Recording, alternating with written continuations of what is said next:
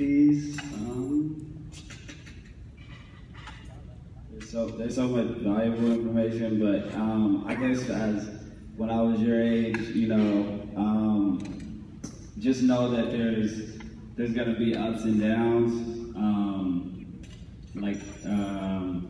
and it's all about how you respond to situations, and you can control your response to situations. You're gonna have some type of adversity. Everything might not go as you envisioned, but as long as you respond right, 9 times out of 10, you'll be able to get through it. It's been a long time here, but the feeling of winning a national championship in college football, it's been a long time here for LSU fans waiting. Hopefully it'll happen under Coach O. Yeah, for sure. Championships that's what we play the game for. We play to win championships and create those bonds on teams with guys that, you had to sacrifice time with, that you put in like blood, sweat, and tears with. So championships is always the ultimate goal. So the feeling to get one is like, it's just accomplishing. And when you win championships, I feel like those teams, like, they bond together more. That's how it was for us at Ohio State. Like, I'm still really close with all the guys that are on my national championship team. And just cool things happen. Guys' careers take off. Maybe guys that didn't have a lot, like that weren't these big name players or whatever, they start to take off, and it's just cool things happen when we win championships. What's your favorite thing about South Louisiana, or your favorite Cajun food? I love everything about Louisiana. I mean, the people are real genuine. My favorite Cajun food probably would be gumbo. I've had some really good gumbo around. Have you eaten gumbo before you came down here? Yeah, I have. Something that I never ate before I came down here was char-grilled oysters, and I'm not like a huge seafood person, but then like I can't turn them down now. Well, we're not going to give a plug, but there's some places in the quarter that's pretty good with those char-grilled oysters. If you didn't play football, what would you do in life? Probably something with music. I've always been like a guy that liked music, lyrics and stuff like that. A lot of my tweets are usually just lyrics. People probably think I'm just like blurting out stuff, but they're usually just lyrics, and if they like copied and pasted, it would be like from some song. Keyshawn was expressive, yeah, so to speak, on everything. But your personality is totally different. You let your talking on the field. Keyshawn did his talking on the field, but both ways. He talked and he backed it up. You're not a big talker. Yeah, I mean, I just never, as I start having goals for myself and accomplishing them, I realize that like as long as I get it done, talking really, like eventually someone will talk or all that will come with it. I mean, I guess I could become a talker, I guess, but I'm just sticking to what got me here. Okay, this is kind of an odd question, but everybody wants to know. Who's the best dancer on the Saints team? Best dancer. Best dancer. That's a hard one. I know it's not Sean. If I saw him dance. Mark Ingram or Cam Jordan. Okay. That loss to Minnesota, how tough was that? If you've been in those top locker rooms and that type game, you couldn't script it if it was a bad movie, so to speak. But the mood in that locker room, after that Minnesota game, because you guys were so close, so close to getting to the NFC Championship game. It just shows you that the game it's a game of inches. It really is. I feel like us being a young team or a younger team in the National Football League kind of just motivates us more. A lot of guys been playing first years, key contributors. It also adds fuel to the offseason for what's coming up this year.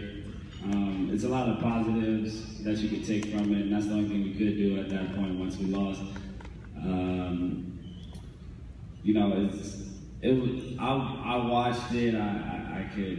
I've seen the TV versions. I've seen the replays over and over. But I feel like my visual in my head that I watched on the sideline is just like nothing I ever experienced before.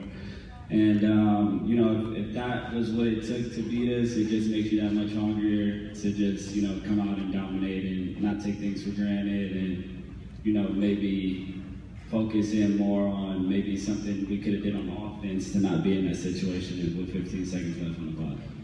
You're on the field and you watch Alvin Kamara. What's that like? I mean, you know, there are very few guys that can do what he can do, that shiftiness, and he runs with a lot of power for a guy who's not a real big running back. Yeah, definitely. That's like my brother. We kind of just try to, you know, we know that this, you know, it's a team sport, and we know that the run game complements the pass game complements the run game. So, you know, when he breaks a big run, they might load up the box where he can't make another run, so then I have to go get open and make a big play, and then we just go back and forth, and it makes the game fun, and we're able to win a lot of games, and, you know, the fans are happy, and the city's happy, and, you know, it's back to Saints football.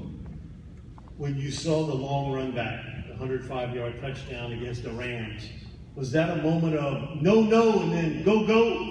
You know, because he did a little stutter step right when he came to the end zone line, like, I'm not sure if I should take it out or not, and then you saw him kick it in gear.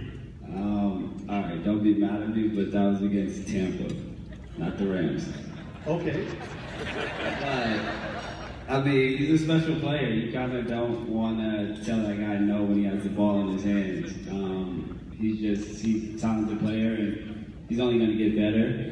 He loves the game of football. He's always finding ways to get better. And a lot of things that we do on Sundays, we did like multiple times in practice during the weeks, but none of that stuff's on TV, and none of that stuff makes the, you know, Sports Center and all that. And then, you know, we have these limited opportunities on Sunday to make these plays, and we just take advantage of it, and that's what we like doing. Has Sean been, hey, listen, what happened last year happened. This year's totally new, start from scratch. Has that been his motivation this year? Of course. I mean, that has to be the motivation. You know, we can't really harp on what happened. That's already happened. That's the only way we could think about it. And, you know, we have new goals. We know we're a hot team right now, but we also know there's a lot of teams that have great years and then have down years right after. So it's all about controlling what we control and responding to the little adversity we had and just using that as like fuel. Just trying to find ways to use that as fuel and as a reminder. How much have you seen of Traquan Smith? Got it? Young receiver on your football team. I've seen him like from when we came to OTAs, a couple of practices we've had, and he's definitely. Give us your scouting report on Traquan. From what I heard when we drafted him and to now, he's that guy that, you know, he's going to come in and contribute. He works hard. He's picking up the playbook really well, so it's going to be exciting. And he wants to get better every day. I feel like we have a great receiver room. Talking with our coach, who is, you know, who's real hard. He's like a real coach. You know, I feel like a lot of guys in this league. When you get to NFL, there's not many coaches that are like him. I feel like that can coach the game. He's been around a lot of great players and can develop players. Everything is one game at a time in the NFL, but it's also getting to the big goal. Yeah. You want to play on Super Sunday. Yes, sir. That's the goal for this football team. Yes, sir. And that's definitely the goal ultimately. But first, you know, we want to win the division, and then the division will allow us to get into the playoffs. Then we want to win every game in the playoffs, then go to the Super Bowl. Because, you know, Super Bowls would be a lofty goal to just, you know, we play in a hard division. We don't want to overlook any team. So take it week by week and win our division, and then, you know, go from there. I know one thing for all Saints fans. Don't lose to Atlanta. Yes. You can lose to anybody else, but don't lose to Atlanta. You found that out real quickly that there's a lot of dislike for the Falcons. Yes, sir. I definitely understand that. One last question. Got a lot of LSU fans out here. Tell us a little bit about Joe Burrow, who's coming to LSU. You're going to get a competitor, a guy you can trust to get the job done, a guy that's maybe not had a ton of game reps, but has had a ton of mental reps from a lot of quarterbacks that have played at a high level, that's played in big-time games. And I feel like he's hungry and he wants to come in and contribute. He wants his opportunity to play, and I think this is going to be a great opportunity for him. So now you've become an LSU fan? Yes. Until they play Ohio State. Well, I have a lot of friends that went to LSU, but this one kind of like solidified it. Mike, thanks so much for joining us tonight. Great inspiration. And one thing you did do, when you broke the record for more catches to start an NFL career, you broke that record. That guy who had the record before you, he was a Louisiana guy, Jarvis Landry from Letcher. Yeah, both of them. Those are my boys. You know, those are the type of guys, you know, you hang around and cool stuff happens in your life. So I must be living right. Mike, thanks so much. We appreciate it and wish you the best of luck. And give us a Houma. Yes, sir. Houma.